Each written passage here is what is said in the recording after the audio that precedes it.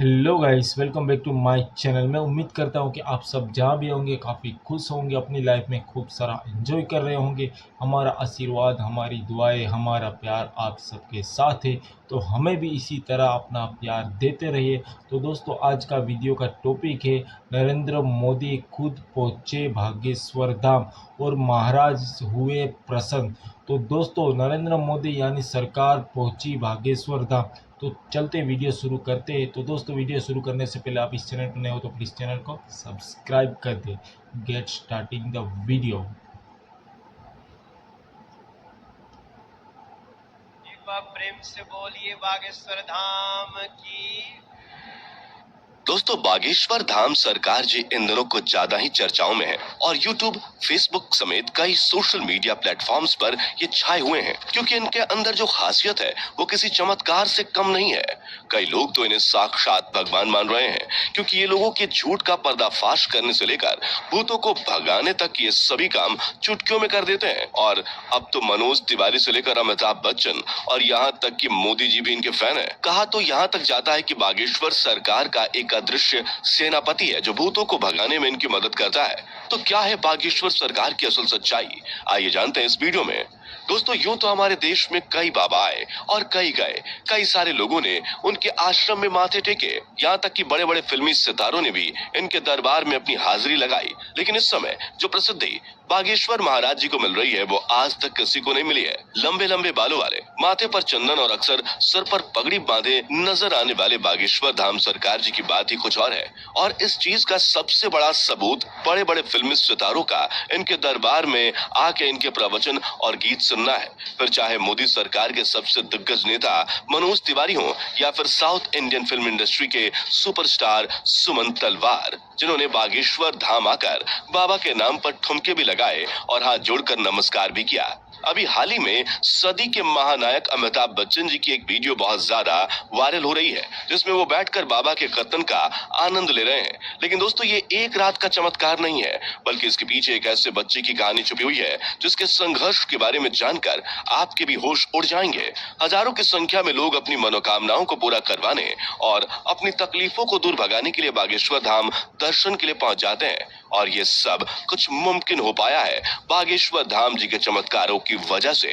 कहा जाता है कि स्वयं हनुमान जी की कृपा बागेश्वर बाबा के ऊपर बनी हुई है और उन्हीं की असीम शक्तियां हैं जिनकी सहायता से बागेश्वर धाम सरकार किसी के भी मन की बात को जान लेते हैं और उसके बताने से पहले ही कागज पर उसकी समस्याएं लिख देते हैं, जिसके कई सारे प्रमाण आपने इनके वायरल वीडियोस में देखे ही होंगे। स्टेज पर आकर जब कोई अपनी परेशानी बताता है तो बागेश्वर महाराज उसे पहले से ही लिखे हुए पर्चे को पढ़ने के लिए कहते हैं, जिसे देखकर भक्तगण पूरी तरह से आश्चर्यचकित रह जाते हैं क्योंकि उन्होंने अभी तक अपनी दुखों को और परेशानी को बाबा को बताया भी नहीं था। उससे पहले ही उनके बारे में बाबा पर्चे पर लिख चुके थे, जिसके बाद बाबा सभी के सामने परेशानियों का हल बताते हैं और भक्तों को ये विश्वास दिलाते हैं कि उनकी परेशानियां दूर हो जाएंगी। लेकिन दोस्तों, आपको बता दें कि बागेश्वर धाम काफी सख्त मिजाज के भी हैं, क्योंकि अगर कोई इनके सामने झूठ बोलता है या फिर गलत नीयत के साथ अपनी इच्छाएं लेकर पहुंचता है तो ये उसकी पोल खोलने में भी कोई कसर नहीं छोड़ते।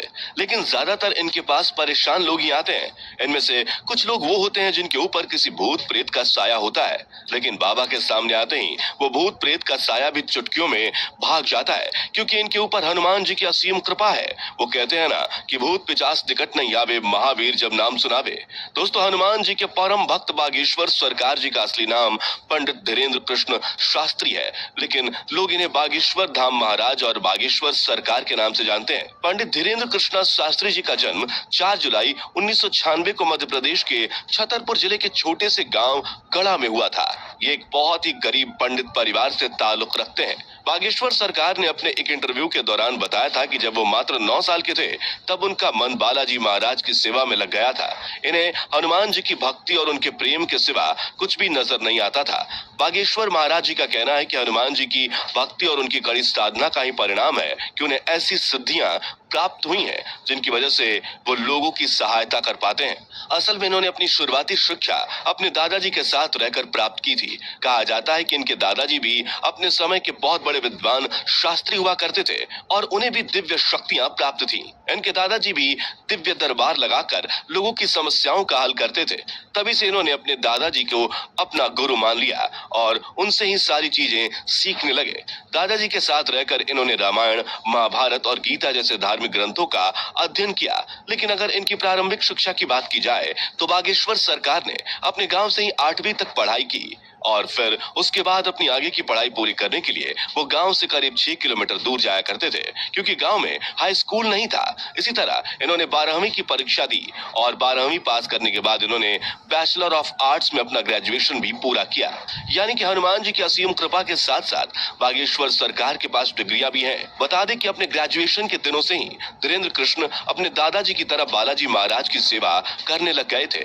इनके घर के पास बालाजी यानी कि हनुमान जी का एक प्राचीन मंदिर भी है, जहां पहले इनके दादाजी दरबार लगाया करते थे। लेकिन उनकी मृत्यु के बाद दरबार कई सालों तक खाली रहने लगा। लेकिन धीरेन्द्र कृष्ण शास्त्री ने हनुमान जी की सेवा करनी नहीं छोड़ी और वो लगातार बालाजी के नाम का ध्यान करने लगे। लंबे समय तक ध्यान में लीन रहने के बाद इनके ऊपर बालाजी और उनके स्वर्गीय दादाजी ने अपनी कृपा दिखाई और अचानक से ही उन्हें असीम शक्तियों का एहसास होने लगा। उन्हें महसूस हो रहा था कि वो लोगों के मन की बातों को समझ सकते हैं, वे क्या चाहते हैं, उनके दिमाग में क्या चल रहा है। ये सारी बातें वे बिना कुछ कहे ही समझ जाते थे और उनका निवारण भी बताते थे। अपनी इन शक्तियों का इस्तेमाल करके इन्होंने लोगों के कष्टों को दूर करना शुरू कर दिया। लोग जब इनके पास अपनी समस्या लेकर आते थे तो ये पहले से ही उनके मन की बात समझकर उन्हें समस्या का समाधान बता देते थे। धीरे धीरे धीरेन्द्र शास्त्री जी को ये समझ में आ गया कि उनके अंदर उनके दादाजी की ही तरह दिव्य शक्तियां मौजूद हैं। तब जाकर उन्होंने अपना दरबार लगाना शुरू किया और यहीं से धीरेन्द्र कृष्णा शास्त्री बागेश्वर धाम सरकार के नाम से फेमस होने लगे। मंगलवार और शनिवार को अपना धाम लगाकर ये भक्तों के दुख तकलीफों का निवारण करते हैं। जिनकी अर्जी लगती है उन्हें बागेश्वर धाम अपने पास बुलाते हैं और उसकी समस्या को उसके बिना कुछ बोले ही सवाल और सवालों का हल एक पर्चे में लिख देते हैं, जिससे लोगों का विश्वास बागेश्वर धाम पर और भी ज्यादा बढ़ने लगा है। आप ये जानकर हैरान रह जाएंगे कि बागेश्वर धाम सरकार ने केवल भारत में ही नहीं बल्कि पूरी दुनिया में अपने दरबार लगाए हैं और लाखों की भीड़ इकट्ठा करके उनके दुखों का निवारण किया है। कुछ लोग तो इन्हें साक्षात भगवान का दर्जा देते हैं। हालांकि कुछ महिलाएं ऐसी भी हैं जो बागेश्वर धाम सरकार की खूबसूरती को देखकर उनके ऊपर अपना दिल हार बैठती हैं और उनकी बातें सुनने और उन्हें एक नजर देखने के लिए उनके धाम पहुंच जाती हैं। लेकिन अपने सख्त मिजाज के लिए मशहूर बागेश्वर महाराज जी का ध्यान इस तरह की चीजों पर बिल्कुल भी नहीं जाता। वैसे दोस्तों, हमारे देश में जहां बाबाओं और तांत्रिकों की छवि इतनी ज्यादा खराब हो गई है, जिनमें से आधे से ज्यादा तो जेल की हवा खा रहे हैं, जैसे ही जनता किसी बाबा पर अपना विश्वास दिखाती है वैसे ही उसके काले कारनामों का चिट्ठा खुलने लगता है, जिस वजह से लोग अब इन चीजों पर विश्वास करने से घबराने लगे हैं। इस माहौल में अगर कोई 26 वर्षीय शख्स अपनी दिव्य शक्तियों से लोगों को हैरान कर दे तो दुनिया के मन में सवाल तो उठेंगे ही और इन्हीं सवालों का जवाब ढूंढने के लिए कई मीडिया कर्मी भी बाबा के दरबार में चोरी चुपके जा चुके हैं ताकि वो बागेश्वर धाम की सच्चाई जान सकें।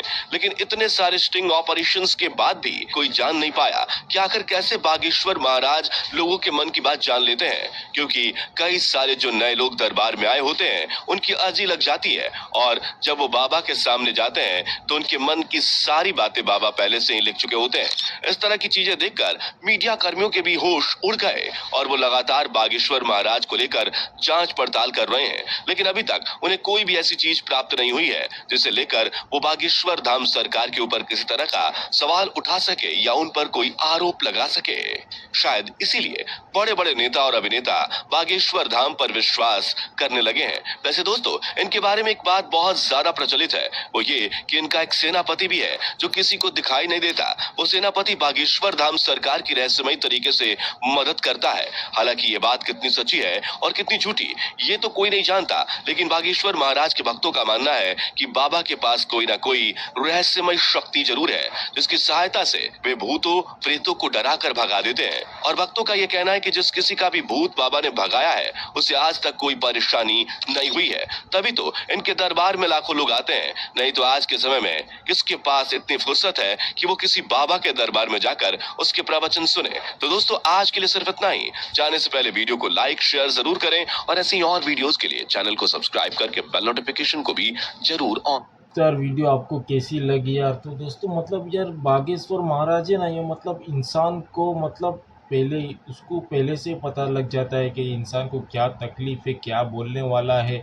वो पहले से ही मतलब लिख लेता है कि भाई ये इंसान को यही तकलीफ़ है, और बाद में उस इंसान को है ना सामने बिठाता है और पूछता है कि भाई तुझे यही तकलीफ़ है, ये तू बोलने वाला था। दोस्तों यार कैसे पता चल जाता है यार? इतनी शक्ति यार, इतना पावर यार, मतलब आसानी नहीं है यार, इतना आसान नहीं है दोस्तों। हम जैसे लोगों को तो यार कुछ हमारे 1 मिनट के बाद का भी दोस्तों नहीं पता है, लेकिन यार इस महाराज को तो यार पहले से ही दोस्तों पता चल जाता है यार। अमिताभ बच्चन दोस्तों गया है, मतलब मनोज तिवारी जो सुपरस्टार है, अमिताभ बच्चन तो कितना बड़ा यार अपने इस टाइम का सुपरस्टार है दोस्तों। आप समझ सकते हो ऐसे ऐसे लोग वहाँ पे गए कि दोस्तों यार कुछ ना कुछ तो यार सच्चाई है यार, मतलब कुछ ना कुछ तो यार इनके ऊपर पावर है दोस्तों यार, इसलिए लोग वहाँ पे जाते हैं यार। मैंने भी बहुत सुना था यार, अभी तो काफ़ी नाम सुना है यार दोस्तों बागेश्वर महाराज का।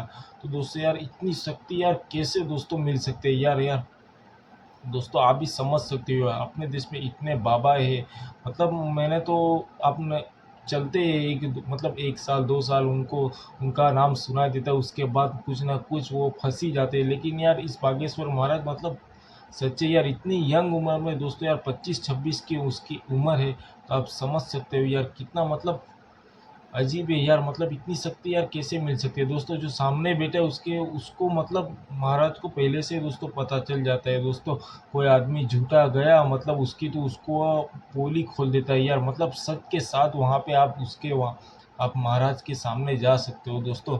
तो दोस्तों यार वीडियो आपको अच्छी लगी होंगी और इस वीडियो का ओरिजिनल लिंक आपको डिस्क्रिप्शन में मिल जाएगा, तो प्लीज़ वहाँ पे जाके आप उस चैनल को सब्सक्राइब कर लो और यही चैनल को सब्सक्राइब करना मत भूलिए। तो मिलते हैं नेक्स्ट वीडियो में।